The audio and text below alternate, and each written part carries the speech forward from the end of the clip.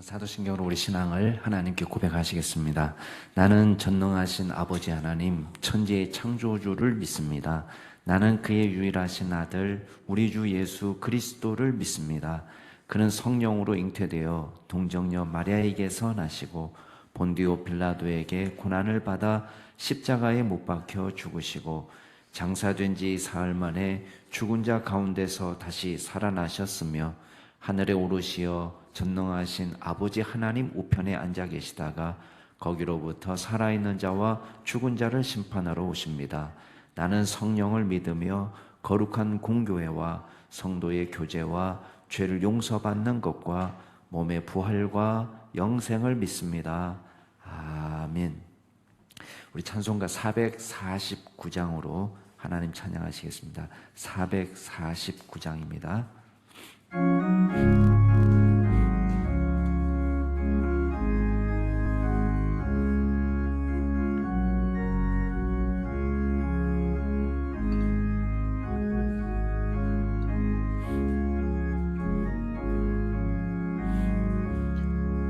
예수 따라가며 복음 순종하면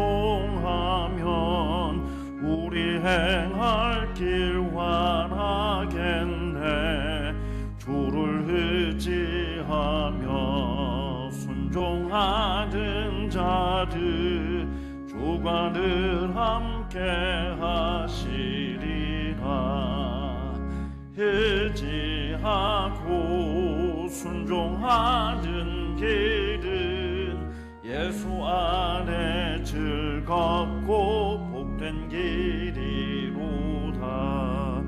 해를 당하거나 우리 고생할 때 주가 위로해 주시겠네. 주를 의지하고 순종하는 자들 주가 위해 주시리라. 의지하고 순종하는 길은 예수 안에 즐겁고 복된 길이로다. 남의 짐을 지고 슬픔 위로하면 주가 상급을 주시겠네. 주를 의지하며 순종하는 자들 항상 복 내려 주시리라. 의지하며 순종하는 길은 예수 안에 즐겁고 복된 길이로다.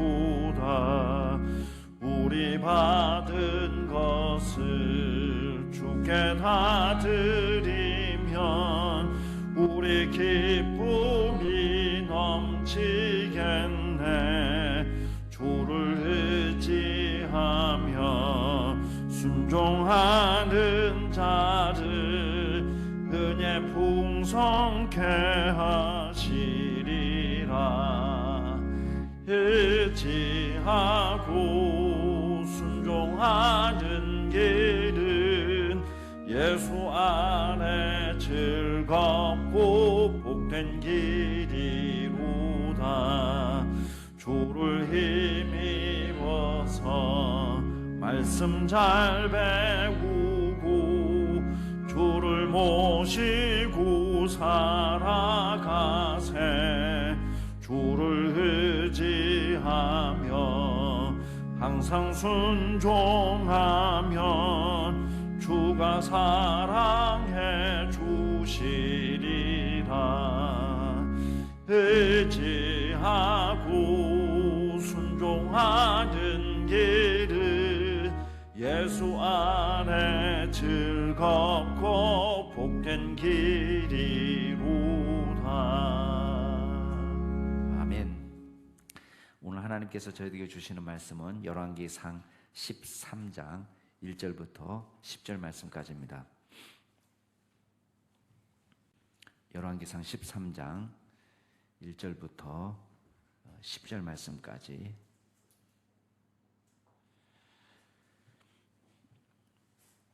제가 한 절, 여러분이 한 절 교독하겠습니다. 열왕기상 13장 1절부터 제가 먼저 읽습니다. 보라, 그때에 하나님의 사람이 여호와의 말씀으로 말미암아 유다에서부터 베델에 이르니 마침 여로보암의 제단 곁에 서서 분향하는지라.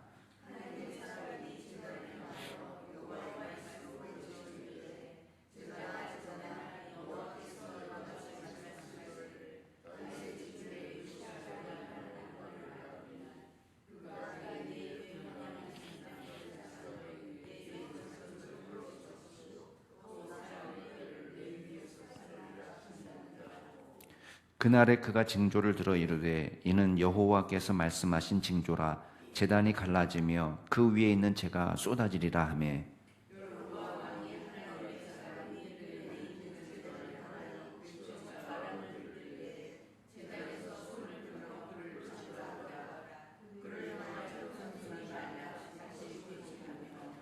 하나님의 사람이 여호와의 말씀으로 보인 징조대로 제단이 갈라지며 재가 제단에서 쏟아진지라.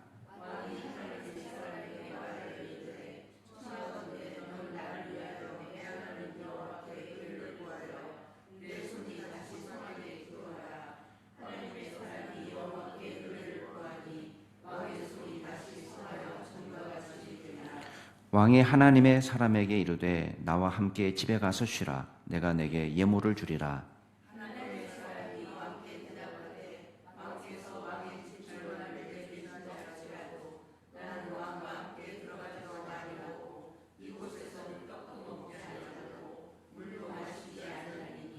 이는 곧 여호와의 말씀이 내게 명령하여 이르시기를 떡도 먹지 말며 물도 마시지 말고 왔던 길로 되돌아가지 말라 하셨음이니이다 하고.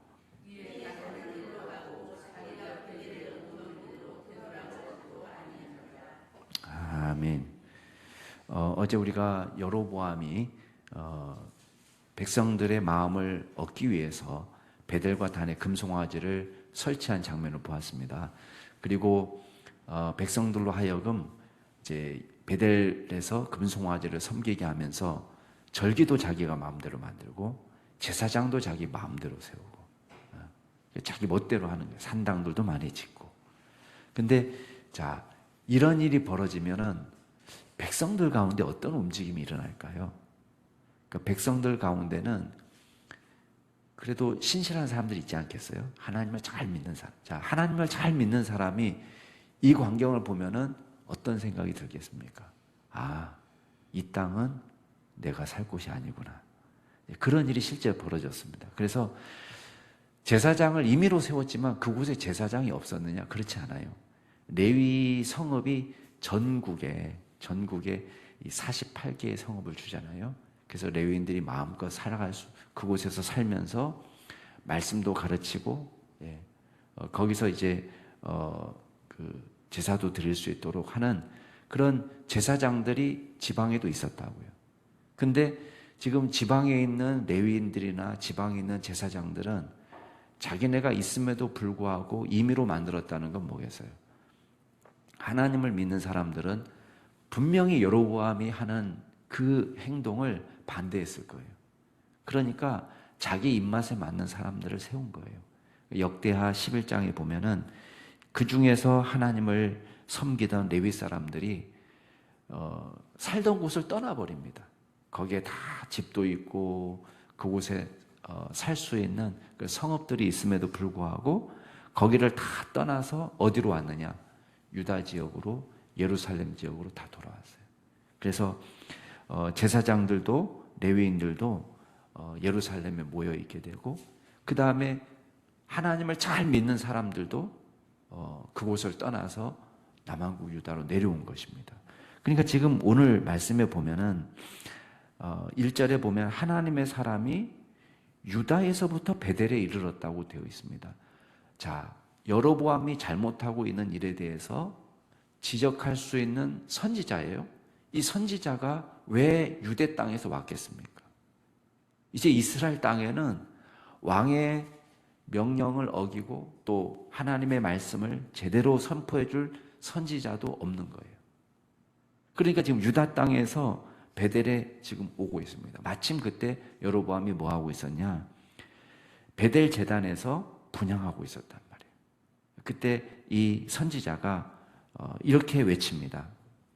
2절 말씀 보면은 제단아 제단아 여호와께서 이렇게 말씀하신다. 다윗의 집에 요시아라 이름하는 아들을 낳을 건데 그가 내 위에, 여기 내 위에는 어디 위죠? 제단 위. 예, 지금 제단아 제단아 불렀잖아요. 제단 위에 분향하는 산당 제사장을 내 위에서 제물로 바칠 것이다. 제단 위에서 처형하게 될 거다. 그 말을 하는 거예요. 또 사람의 뼈를 내 위에서 사르리라. 어마어마한 지금 예언을 한 겁니다. 자, 요시야라 이름하는 아들, 우리는 알고 있죠. 근데 이 당시 이 예언이 이루어졌을 때하고 요시야 시대하고는요 무려 300년 차이가 있습니다. 네. 여로보암이 왕이 된 때가 주전 930년이거든요. 요시야가 왕이 된 때가 주전 640년이라고요. 그러니까 무려 300년의 차이가 있습니다. 그러니까 300년 후에 이곳에 요시야가 이런 일을 할 거다. 근데 나중에 여러분이 뒤에 보면 아시겠지만 열왕기하 23장에 보면요 그대로 합니다. 그대로. 요시야가 물론 이 베델뿐만 아니라 이 북왕국 이스라엘 전역에 있는 산당들을 제하고 그 다음에 이 제사장들을 처형하고 그리고 그 주변에 있는 무덤의 뼈 아마 제사장들의 무덤일 거예요. 그 뼈들을 이 제단 위에 뿌려 부정하게 하는 거예요. 그 일이 지금 앞으로 요시아라 이름하는 아들이 나타나서 하게 될 거다 예언했는데 문자 그대로 이루어집니다. 그러면서 징조가 있어요. 징조. 내 말이 사실인지 아닌지 징조가 나타날 거다. 그게 뭐냐? 제단이 갈라지고 제단이 쏟아진다. 좀 어마어마한 지금 이야기를 한 거 아닙니까? 여로보암은 이 말씀을 들으면은 어떻게 하는 것이 원래 순리겠어요? 하나님 앞에 회개하고 자기의 죄를 돌이키면 됩니다. 근데 여러분 어떻게 하는지 아세요? 저놈 잡아라! 소리 지르는 거예요. 저놈 잡아라! 근데 손가락질 하면서 저놈 잡아라! 이렇게 했는데 갑자기 하나님이 손을 마르게 하셨다는 거예요. 마르다는 표현은 이게 지금 정말 문자 그대로 식물이 바싹 말라가는 거 있죠. 나무 떼기가 말라버리는 그런 표현인 거예요. 그러니까 저놈 잡아라 할 때 이 손이 아마 뭐 뻣뻣하게 통나무처럼 마비됐다는 그런 의미겠죠. 마비가 돼가지고 손을 접지를 못하는 거예요. 저놈 잡아라 해서 멈춰버렸어요. 접지를 못하니까 당황스럽겠죠. 게다가 정말 하나님의 징조를 보여주는데 제단이 쩍 갈라지고 그 제단 위에 있던 재들이 막 밑으로 다 쏟아지는 거예요. 하나님은 이 제단에서 예배를 받으시지 않겠다는 것을 지금 보여주는 거예요. 초월적인, 초자연적인 역사로. 사람이 도끼로 찍은 것이 아니고 그냥 멀쩡한 제단이 갈라지고 이런 일이 벌어진 것입니다. 그때서야 왕이 말합니다. 야, 하나님에게 은혜를 구해서 내 손이 다시 회복되도록 기도해 주라. 이렇게 부탁합니다. 그랬더니 이 선지자가 하나님의 은혜를 구해서 왕을 위해서 기도해 줬더니 어떤 일이 벌어졌습니까? 예, 왕이 다시 회복된 거예요. 그랬더니 왕이 야, 나와 함께 가서 집에 가서 쉬자. 내가 내게 예물을 주겠다. 우리가 회개의 증거라고 보기에는 어렵습니다. 나중에 여로보암의 행동을 보면 회개의 증거는 아니지만 아마 이런 걸 거예요. 많은 사람들 앞에서 지금 자기가 면이 살지 못하게 된 거예요. 너무 수치스럽고. 왜? 저놈 잡아라. 근데 잡아지지가 않고 자기 손은 뻗쩍 말랐죠. 하나님의 종에게 지금 회복되도록 기도를 부탁하고 겨우 회복되어서 지금 건강해졌는데 제단은 갈라지고 죄는 다 쏟아지고 창피했을 거예요. 그래서 이 하나님의 사람과 내가 그래도 화해했다는 것을 이게 제스처로 보여주기 위해서 이런 일을 하지 않았나 싶습니다. 근데 이 사람이 딱 거절합니다. 임금님께서 이 나라 절반을 준다고 해도 싫습니다. 저는 가지도 않고 거기서 떡도 먹지 않고 물도 마시지 않겠습니다. 왜? 하나님이 제게 말씀하시기를 거기 가서는 떡도 먹지 말고 물도 마시지 말고 가던 길로 돌아오지 말고 다른 길로 돌아오라고 말씀하셨다는 거예요. 그리고 실제 왕의 요청을 거절하고 베델로 오던 그 길로 가지 않고 다른 길로 우회해서 집으로 돌아갔다는 말씀이 나옵니다.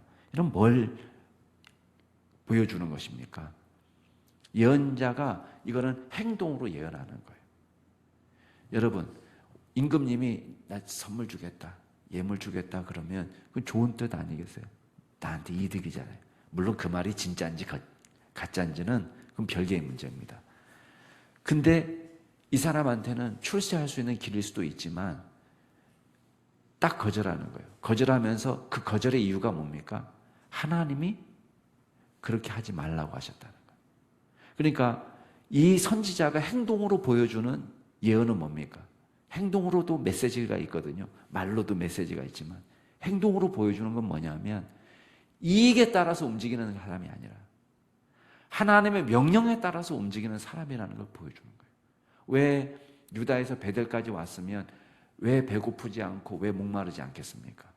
그러나 하나님께서 말씀하셨기 때문에 이 나라의 절반을 준다고 해도 저는 그 말씀에 하나님의 말씀에 순종하지 임금님의 제안을 제가 받아들일 수 없습니다라는 것을 보여주는 거예요. 여러분, 여로보암이 뜨끔하지 않았겠어요? 정상적인 사람이라면. 여로보암이 움직이는 모든 동기에는 뭐가 있습니까?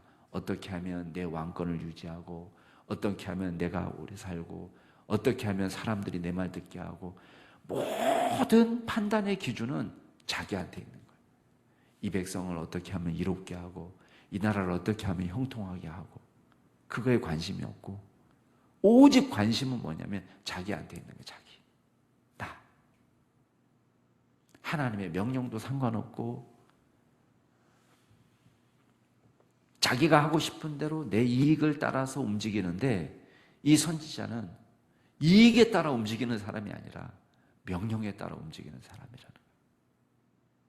자, 오늘 말씀을 통해서 우리가 몇 가지만 생각해 보겠습니다. 첫 번째는 회개의 메시지가 있다는 것이 하나님의 은혜입니다. 그게 하나님의 은혜예요. 그래도 돌이킬 기회가 있기 때문입니다. 여러분, 하나님이 유다에서 일부러 베델로 사람을 보냈습니다. 북왕국 이스라엘 땅에는 하나님의 말씀을 전해줄 사람이 없으니까 유다에 있는 사람을 일부러 보내가지고 고생시키면서 물도 주지 않고 떡도 먹지 않게 하면서 이 사람을 통해서 하나님의 말씀을 전파하게 합니다. 여러분, 이게 하나님의 은혜입니다. 여러분, 우리가 주님의 말씀을 듣다 보면 내 귀에 달달한 말씀도 있습니다만은 우리의 양심을 찌르고 우리를 아프게 하고 또 때로는 우리의 평소 생각과 다른 하나님의 말씀이 부딪혀 올 때에 마음에서 반대되는 마음도 올라오기도 하고 그럴 때가 있습니다. 근데 여러분, 우리가 주님의 말씀이 아플 때에도 그냥 우리는 그 말씀을 인정하고 하나님의 말씀이라면 그냥 순종하면 됩니다. 그게 하나님이 원하시는 길이에요. 수치스러울 때도 있습니다. 부끄러울 때도 있습니다. 다 마찬가지입니다. 저도요, 여기서 말씀을 전할 때에 제가 100% 지키는 말씀만 전하는 게 아닙니다. 제가 말씀을 전하면서 그 말씀에 제가 귀를 기울입니다. 왜? 이건 하나님께서 제게 주시는 말씀이라고 믿기 때문이에요. 그러니까 저도 똑같이 회개해야 될 죄인이고 저도 똑같이 그 말씀을 받아야 될 사람이에요. 제가 잘하고 있는 것만 설교한다면 제 설교의 반의 반토막도 더 내야 돼요. 그러니까 우리는 하나님의 말씀이기 때문에 귀를 기울이는 것이고 또 저도 부족하지만 그 말씀대로 살아보려고 노력하는 것이고 그게 은혜입니다. 하나님께서 우리에게 주시는 메시지를 은혜로 받을 수 있기를 바랍니다. 자, 여로보암은 말씀에 대해서 잘못된 반응을 보이고 있습니다. 어떻게 하고 있습니까? 메신저를 죽이려고 하는 거예요. 저놈 잡아라. 여러분, 그 선지자만 없어지면은 하나님의 메시지가 없어지는 겁니까? 아니에요. 선지자가 없어지는 건 아무 상관이 없습니다. 근데도 메시지를 거부하고 저항합니다. 두 번째 반응은 뭔지 아세요? 회유하고 타협하려는 거예요. 형식적으로 백성들 앞에서 우리 집에 가서 함께 쉽시다. 제가 예물을 주겠습니다. 따뜻하게 대해줘요. 여러분, 지금 하나님이 그걸 원하는 게 아니잖아요. 하나님이 원하는 것은 백성들 앞에서 형식적으로 이 사람과 내가 친한 사람입니다. 화해했습니다. 라는 것을 보여주는 게 아니에요. 하나님이 보기를 원하시는 것은 말씀에 대해서 반응하는 거예요. 말씀에 대해서. 예. 내가 이 선지자랑 친합니다. 예. 그런 게 중요한 게 아니고, 예. 중요한 것은 말씀에 대해서 반응하는 사람. 마지막으로 회복의 가능성이 열려 있다는 것을 하나님은 보여주십니다. 여러분, 저놈 잡아라 하는 손이 말랐을 때요, 하나님께 기도해서 치료해달라고 그러니까 어떻게 됩니까? 고쳐졌어요. 그 말은 뭘 보여주는 거예요? 여로보암을 그냥 놔둘 수도 있어요. 그냥 손이 뻣뻣한 채로 놔둘 수도 있지만 치료해 주신 이유는 뭡니까? 회복의 가능성이 있다는 것을 보여주는 거예요. 예. 얼마든지 지금이라도 하나님의 은혜를 구하면 회복의 가능성이 있다. 돌이키고 믿고 순종할 때에 사는 길이다. 예. 하나님을 의지하고 순종하는 길이 아까 우리 찬양한 대로 예수 안에 즐겁고 복된 길이다 라는 걸 보여주는 거예요. 그러니까 선지자가 10,000,000금을 준다고 해도 하나님의 말씀을 따르는 것이 더 이익이라는 것을 지금 보여주는 거예요. 행동으로. 예. 주님의 말씀을 우리가 가슴에 새기고 주님을 의지하고 주님과 동행하며 순종하며 나아가는 저와 여러분이 될 수 있기를 주의 이름으로 축원합니다. 같이 기도하시겠습니다. 이 시간 기도하실 때에 우리 교육자들을 위해서 기도하겠습니다. 우리 저와 또 박찬영 목사님, 신병헌 목사님, 홍택진 목사님, 박수영 연사님, 하나님께서 정말 신실한 그리스도의 종으로, 성령으로 충만한 믿음의 종으로, 사랑으로 넘치는 그런 귀한 종들로 사용해 달라고 기도해 주시고, 두 번째 기도하실 때는 우리 내일 충신 비전 세미나 있습니다. 우리 1년 계획을 우리 교육자들과 또 우리 당회원들이 같이 세우게 되는데, 하나님께서 우리 충신 비전 세미나 가운데 기름 부어 주시도록 위해서 기도해 주시고, 또 주일 예배와 또 제자 훈련과 새가족 공부와 또 우리 교육부서 어린 자녀들 하나님께서 복 주시도록 우리 아이들이 믿음을 갖도록 위해서 기도해 주시기 바랍니다. 마지막으로 기도하실 때 우리 아기학교가 이제 11월 첫째 주 토요일부터 시작이 됩니다. 하나님께서 우리 2세에서 4세 우리 사이에 우리 자녀들 잘 모집이 될 수 있도록 위해서 기도해 주시고, 이 아기학교를 통해서 또 이 진접 지역에 복음을 잘 전할 수 있는 은혜를 달라고 기도해 주시기 바랍니다. 우리 교육자들을 위해서 또 중심 비전 세미나와 주일 예배와 여러 교육부서 어린 자녀들 성경 공부를 위해서 또 우리 아기학교 위해서 같이 동성으로 기도하시겠습니다. 존귀하신 하나님 아버지, 주님께서 은혜 주시니 감사를 드립니다. 주여, 우리 목회자들을 주님 불쌍히 여겨 주시옵소서. 저와 박찬영 목사님, 신병헌 목사님, 홍택진 목사님, 박수정 전사님, 하나님께서 역사하여 주셔서 성령으로 충만하게 하여 주옵소서. 말씀의 사람들이 되게 하여 주옵소서. 무릎으로 나아가는 사람들이 되게 하여 주옵소서. 주님 앞에 사랑으로 충만한 종이 되어서 하나님의 기뻐하시는 믿음의 사역을 잘 감당할 수 있도록 도와주시되, 특별히 성도들을 잘 돌보고 섬기고 사랑하며 기도하며 하나님 주님께서 원하시고 기뻐하시는 주님의 말씀을 잘 증거할 수 있는 믿음의 종들이 되게 하여 주옵소서. 우리에게 맡겨진 사명을 충성스럽게 감당하는 충직한 종들이 되게 하여 주옵소서. 아버지 하나님, 이 시대를 사는 정말 지혜가 필요합니다. 하나님, 우리 교육자들에게 특별히 이 시대를 분별할 수 있는 지혜와 능력도 허락하여 주시옵소서. 아버지 하나님, 주님께서 저희들에게 입술에 주신 말씀을 가감없이 증거할 수 있는 담력을 주시고, 우리 또한 말씀에 엎드려서 그 말씀대로 주님을 의지하고 순종하는 믿음의 종들로 살게 하여 주옵소서. 아버지 하나님, 특별히 주님께서 도와주셔서 충신 비전 세미나 가운데 함께하옵소서. 하나님, 내년도 2024년도를 계획하며 기도하며 나아갑니다.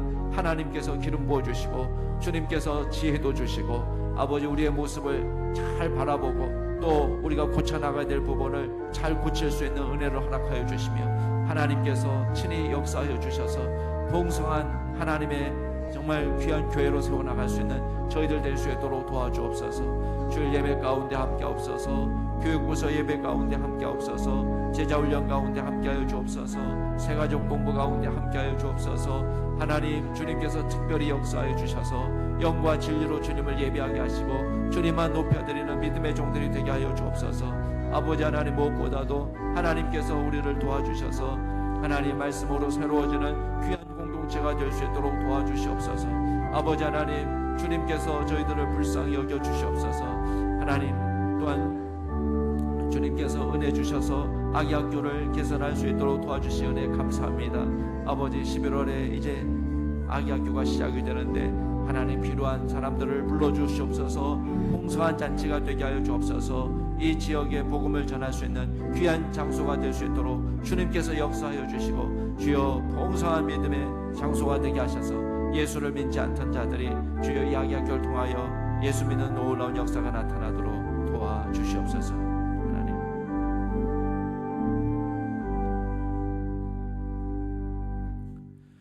귀하신 하나님 아버지, 감사를 드립니다.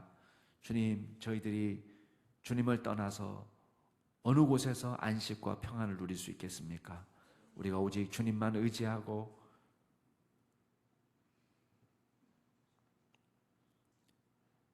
주님의 말씀을 따라서 순종하는 믿음의 종들이 되게 하여 주시고, 겸손하게 주님 앞에 엎드려서 하나님의 은혜를 간구하는 종들이 되게 하여 주시옵소서.